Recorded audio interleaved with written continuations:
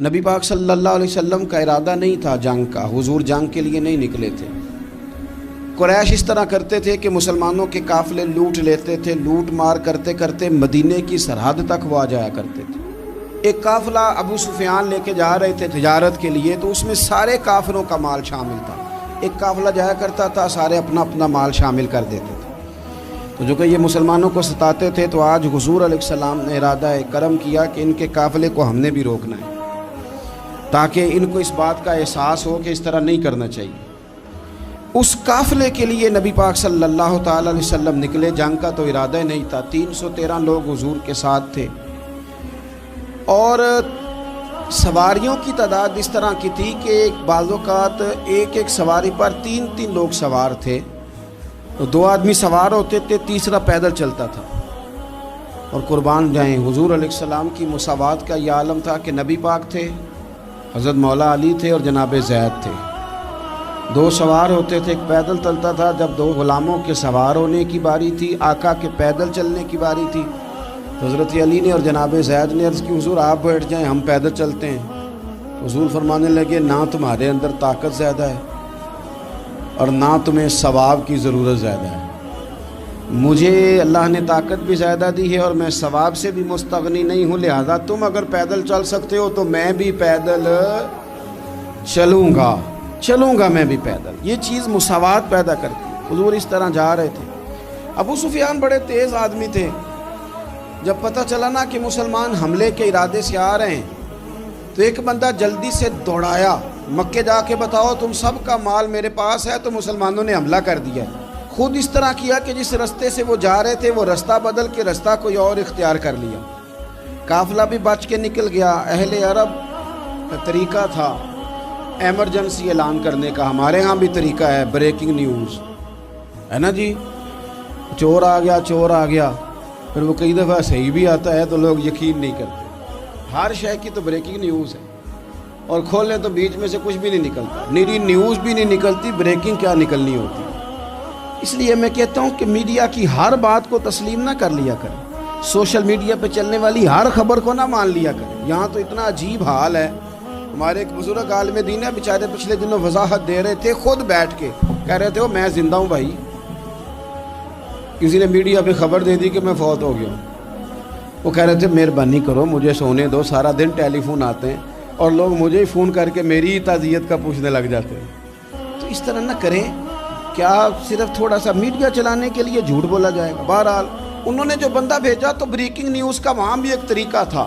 اونٹ کے کان ناک کاٹ دیتے تھے، اپنے کپڑے پھاڑ لیتے تھے۔ اب اونٹ بڑے زور سے چلاتا تھا، جب اس کا ناک کٹ جاتا تھا، اونٹ چلاتا تو لوگ گھروں سے نکل آتے۔ اب وہ جو بندہ ابو سفیان نے بھیجا تھا، اس نے جا کے اپنے اونٹ کے ناک کان کاٹ دیے۔ لوگ دوڑے، باہر نکلے، پوچھا کیا ہوا، تو اس نے کہا نکلو تمہارا تو مال سارا لوٹنے لگے مسلمان۔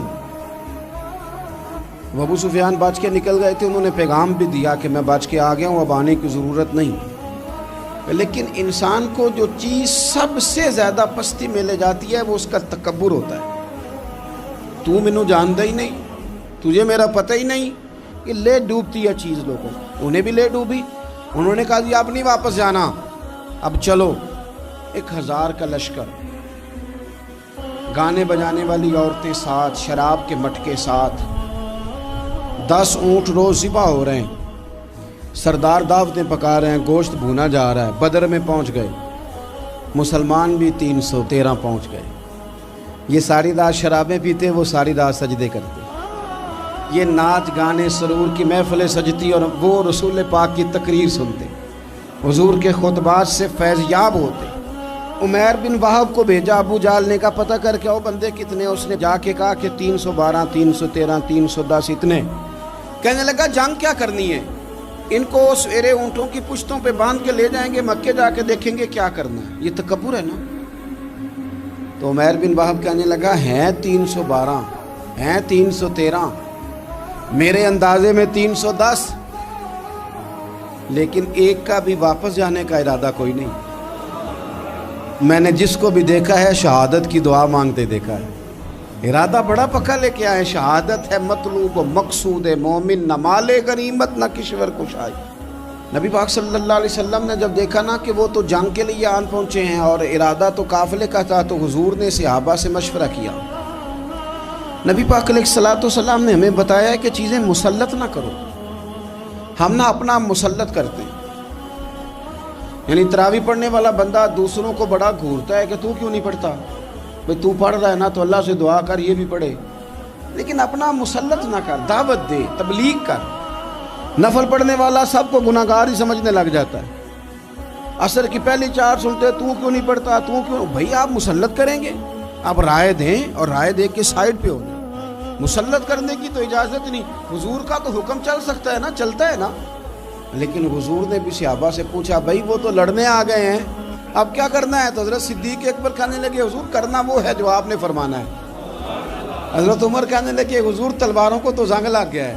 اور جناب علی شیر خدا مرتضیٰ مشکل کشا غل عطا مولا کائنات فرمانے لگے حضور علی اور تلوار یہ تو رشتہ ہی بڑا پرانا ہے، تیاری کریں. حضور کا خیال تھا کہ انصار بھی تو بولے نا، یہ تو سب مہاجرین بول رہے ہیں. انصار کو جب سمجھ آئی نا کہ اشارہ ہماری طرف ہے تو حضرت سعد بن عبادہ اٹھے، کہنے لگے حضور آپ کا اشارہ ہماری جانب ہے؟ فرمایا ہاں. کہا یا رسول اللہ صلی اللہ علیہ وسلم خشکی پہ بھی لڑیں گے اور دریا میں بھی لڑیں گے. حضور انسانوں سے بھی لڑیں گے اور آپ حکم دیں گے تو جنوں سے بھی لڑیں گے. وہ بیٹھے تو حضرت مقداد اٹھے اور کمال کر دی، کہنے لگے یا رسول اللہ آپ ہم سے ارادہ پوچھ رہے ہیں؟ ہم کوئی حضرت موسیٰ کی قوم ہے جو اپنے نبی سے کہہ دیں گے آپ لڑیں اور آپ کا خدا لڑے؟ سونیا ہم آپ کے ساتھ لڑیں گے اور آپ کے قدموں پہ جانیں بھی قربان کریں گے. نبی کا حکم ہو تو کود جائیں ہم سمندر میں اور جہاں کو محو کر دیں نعرہ اللہ اکبر میں. نہتے 313 بشر شوق شہادت میں نکل آئے تھے میدان میں محمد کی قیادت میں. نہ تیغ و تیر پہ تکیا، نہ خنجر پہ، نہ بھالے پر، بھروسہ ہے تو ایک سادی سی کالی کملی والے. نبی پاک صلی اللہ تعالیٰ علیہ وسلم نے جذبات سنے تو فرمایا چلو نہ چلیں پر چھوٹے چھوٹے بچے واپس کر دو. ایک چھوٹے بچے تھے عمیر بن ابی وقاص، حضرت سعد بن ابی وقاص کے بھائی، زمین پہ لیٹ کے رونے لگے سونے میں نے بھی جانا ہے. کمپیوٹر کے لیے نہیں رو رہے، موبائل کے لیے نہیں رو رہے، نئی سائیکل کے لیے نہیں، شہادت کے لیے. حضور میں لڑوں گا اب مجھے لے کے تو چلیں. یا رسول اللہ میں طاقتور نکلوں گا، لے کے تو چلیں. ان کے آنسو دیکھ کے حضور نے فرمایا لے چلو نا ساتھ. فطرت مسکرا رہی تھی. حضرت سعد بن عبادہ ایک دوسرے سے کہہ رہے تھے ہم سے لڑنے آیا ہے ابو جہل. جس قوم کے بچوں کی شجاعت کا یہ عالم ہے اس قوم میں علی کا کیا حال ہوگا اور امیر حمزہ کا کیا عالم ہوگا. یہ ہمارے ساتھ مقابلہ کریں گے یہ لوگ. اور چھوٹے اتنے تھے حضرت عمیر کے تلوار اپنے ہاتھوں سے اپنے گلے میں نہیں لٹکا سکتے تھے، وہ بڑے بھائی نے لٹکائی. میدان میں نکلے، حضور علیہ الصلوۃ والسلام نے تقریر کی. فرمایا تمہیں پتہ ہے تم کس جنت کی جانب جا رہے ہو؟ وہ جنت ہے جس کی چوڑائی زمین آسمان کے برابر ہے. حضرت عمیر بن حمام انصاری ایک صحابی تھے. جب کریم نے فرمایا نا جنت کی چوڑائی، کسی چیز کی لمبائی زیادہ ہوتی ہے چوڑائی کم ہوتی ہے، جب فرمایا نا کہ چوڑائی زمین آسمان کے برابر ہے تو حضرت عمیر بولے، کہنے لگے واہ واہ واہ واہ واہ. کھجوریں کھا رہے تھے. حضور نے فرمایا تو بڑی واہ واہ کر رہا ہے، کہ سونیا اتنی جنت پیاری ہے تو ہم دور کیوں ہیں، یہ دینا ذرا تلوار. جلدی سے میدان میں نکلے، اللہ نے انہیں شہادت عطا فرمائی. رات ساری وہ مست رہے شراب کے نشے میں اور حضور ساری رات مصلی پہ رہے، ساری رات دعائیں مانگی. پتہ کیا کہا؟ اے اللہ یہ میری کل کمائی تھی 313 جو میں لے کے آ گیا ہوں، اگر یہ ہلاک ہو گئے تو قیامت تک کون تیری عبادت کرے گا، ان کی مدد فرما. اور ایک رات پہلے صفیں بھی سیدھی کرائیں، بلکہ صفیں سیدھی کراتے حضرت سواد کے پیٹ پہ چھڑی لگ گئی تو انہوں نے کہا حضور بدلا دیں. حضور نے کپڑا ہٹایا تو انہوں نے وجود چومنا شروع کر دیا. حضور نے ہمیں سبق دیا کہ صفیں بھی سیدھی کرانی ہے اور دعائیں بھی کرانی ہیں. صف بھی سیدھی ہو، مصلی بھی آباد، دونوں کام کرنے. اور پھر توکل ہو، پھر تمہارا دل جمے کہ انشاءاللہ فتح اللہ مسلمانوں کو دے گا، رونے نہ رویا کرو، معیشت کے، معاشرت کے، غریبی کے، تنگ دستی کے، فقیری کے رونے نہ رو، اللہ کی مدد کو آواز دو۔ ہم نے وہ لوگ بھی دیکھے ہیں بیچارے جو نہ اسلامی معیشت پہ بات کرتے ہیں، نہ معاشرت پہ، نہ اخلاقیات پہ، اور جب بھی بات کریں گے کہیں گے حضور کو تو علم ہی کوئی نہیں تھا، قاری کچھ نہیں سکتے، مجبور محض تھے معاذ اللہ، یہ تقریریں کریں گے۔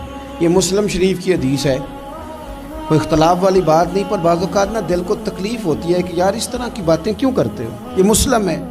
حضرت انس بن مالک فرماتے ہیں ایک رات پہلے حضور نے چھڑی پکڑی اور میدان بدر میں جا کے فرمایا، لکیر کھینچ کے فرمایا یہاں ابو جہل مرے گا، یہاں عتبہ مرے گا، یہاں شیبہ، یہاں ولید مرے گا۔ حضور نے لکیریں کھینچی، فرماتے ہیں باقی لوگ جنگ لڑ رہے تھے اور میں چپ کے لکیریں بھی دیکھ رہا تھا کہ حضور نے لگائی تھی۔ فرماتے ہیں اللہ کی عزت کی قسم کوئی کافر 1 انچ بھی ادھر ادھر نہیں ہوا، جہاں نبی پاک نے لکیر لگا دی تھی وہیں مرا ہے۔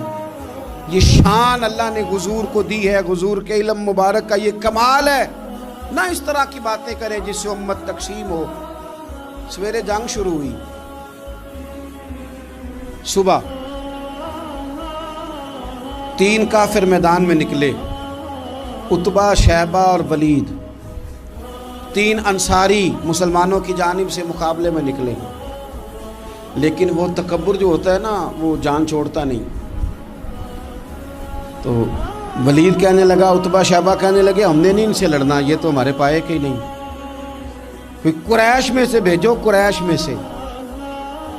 آپ نے کون سا ناراض ہونا ہے، ویسے چودھریوں کے بچے، سیٹھوں کے بچے کچھ بھی نہیں کر پاتے، کیونکہ ساری زندگی لوگ چودھری صاحب کہہ کے دماغ ہی نہیں ٹھیک ہونے دیتے، وہ رہ جاتا ہے کام سے ہی۔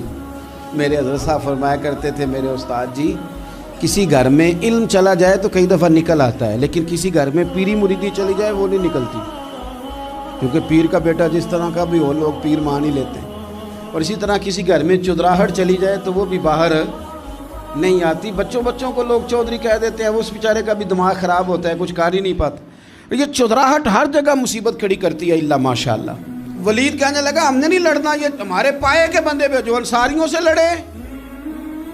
تو فطرت مسکرا کے کہہ رہی تھی لگتا ہے تمہارا جلدی مرنے کا ارادہ ہے، ٹھیک ہے۔ پھر نبی کریم نے فرمایا ٹھیک ہو گیا، چلو۔ ابو عبیدہ بن جراح اٹھے، حضرت عبیدہ اٹھے، حضور نے فرمایا اب اللہ کا شہر امیر حمزہ اٹھے، حضرت امیر حمزہ اٹھے۔ تیسرے نمبر پہ حضور نے فرمایا یا علی کم، علی اٹھنا جار ذرا نکلنا میدان میں۔ دیواریں ہلتی رہتی ہیں اور در کانپ جاتا ہے، علی کا نام سن کے اب بھی خیبر کانپ جاتا ہے۔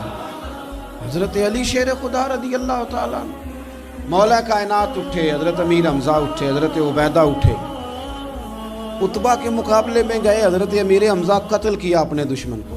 شیبہ کے مقابلے میں گئے حضرت عبیدہ، لیکن حضرت عبیدہ بوڑھے تھے، اس نے ان پہ حملہ کیا، ان کا پیر کاٹ دیا۔ حضرت علی نکلے ولید کے مقابلے میں، 2 ہی ضربیں لگائیں، ولید کا سر کاٹ کے حضرت عبیدہ کی مدد کو بھی پہنچ گئے حضرت علی، اس کو بھی قتل کیا۔ پھر حضرت عبیدہ کو اپنے کندھوں پہ اٹھایا، نبی پاک کی بارگاہ میں لائے، انہوں نے حضور کے قدموں کو چوم کے کہا حضور مجھے شہادت ملی کہ نہیں ملی؟ نبی پاک نے فرمایا رب نے تمہیں شہادت کا درجہ دے دیا۔ اب میدان میں جہاد شروع ہوا، لڑائی شروع ہوئی، لوگ نکلے۔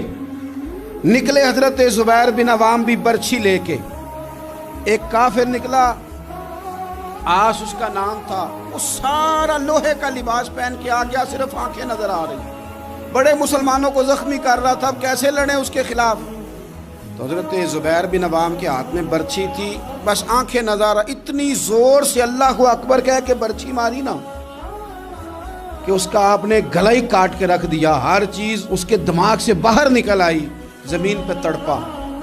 وہ برچھی اتنی پسند آئی نبی پاک کو، حضور کو صرف تسبیح پسند نہیں آتی، برچھی بھی پسند آتی، حضور کو صرف تلاوت والا مومن نہیں، جہاد والا بھی پسند آتا ہے۔ اصل پتہ مسئلہ کیا ہے کہ مسلمان نا ایک چیز دیتے ہیں پھر اسی کا شکار اور دوسری کو چھوڑ دیتے ہیں۔ دین ہمہ پہلو ہے، آپ سجدے کی بات بھی کریں، جہاد کی بھی کریں، دونوں دین ہیں۔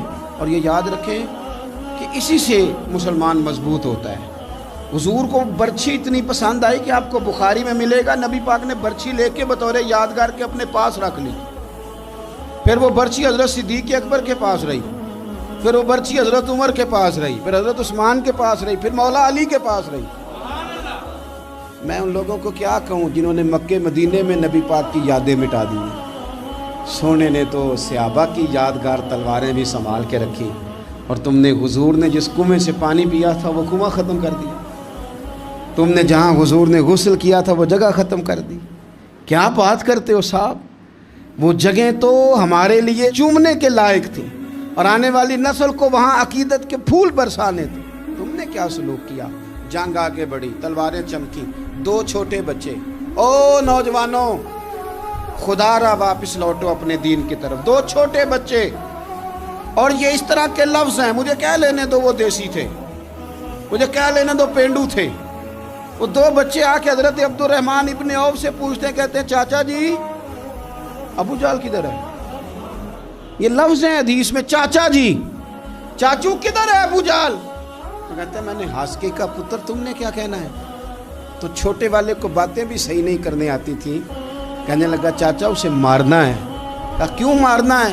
کہا اس لیے کہ ہم نے سنا ہے وہ ہمارے نبی کو برا کہتا ہے معاذ اللہ۔ کہا تم اگر نام مار سکے تو چھوٹا کہہ رہا ہے، کہتا نام مار سکے تو مریں گے تو صحیح نا حضور کے نام پہ۔